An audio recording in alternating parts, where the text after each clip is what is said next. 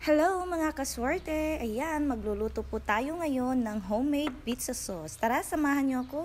Nag-boiled nga po pala ako dyan ng 1 kilong kamatis. Tingnan niyo naman po, kulong-kulo yung tubig.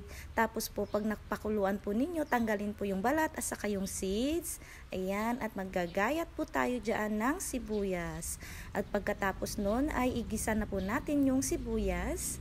Ganyan po, hanggang po mag-clear yung sibuyas. At saka po nating ilagay yung kamatis. At kapag kumukulo na po ng ganyan, maglagay na rin po tayo ng mga asin at saka paminta at asukal. Tansya lang po.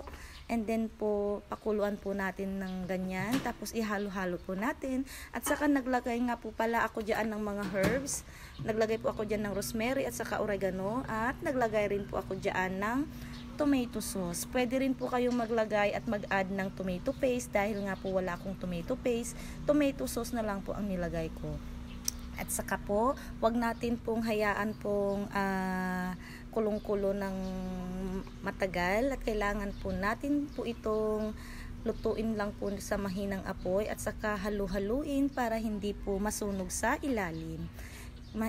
Madali lang po itong gawin mga kaswerte. Pwede rin po ninyong gawin sa bahay nyo. Try nyo po kasi po ito po yung aking special sauce sa aking pizza. Ayan po, homemade po siya at panigurado pong masarap.